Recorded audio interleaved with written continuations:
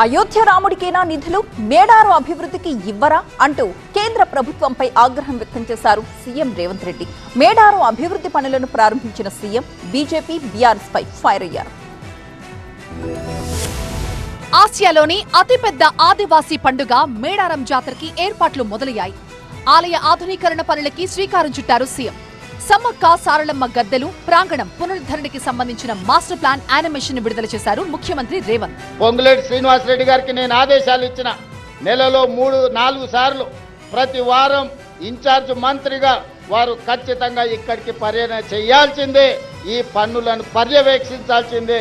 రాబోయే 100 రోజులు ఇందులో భాగస్వాములు అయ్యే వాళ్ళందరికీ నేను సూచన చేసిన, మనం అయ్యప్ప మాల వేసుకుంటే ఎట్లయితే మాల వేసుకొని భక్తితో ఉంటామో సమ్మక్క సారలమ్మ మాల వేసుకోండి, భక్తితో ఇక్కడి పనులను పూర్తి చేయండి అని చెప్పి.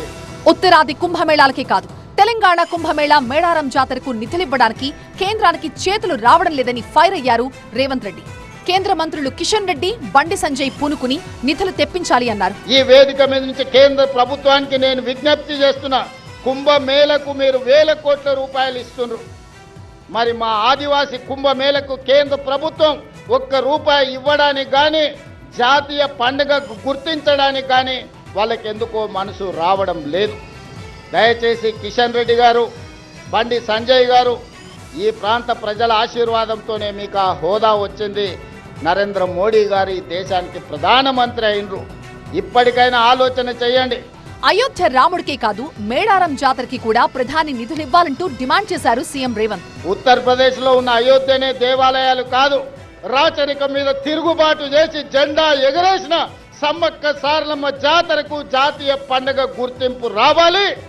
దీనికి కోట్ల రూపాయలు కేంద్ర ప్రభుత్వం ఇవ్వాలి. ఇవ్వకపోతే మీ ఇష్టం, నేనేమనను కానీ సమ్మక్క సారలమ్మ అన్ని గమనిస్తున్నాయి. బీఆర్ఎస్ పాలనలో మేడారం జాతరని పట్టించుకోలేదన్నారు. కాంగ్రెస్ ప్రభుత్వం మేడారానికి కొత్త రూపురేఖలు అద్దుతోంది అన్నారు.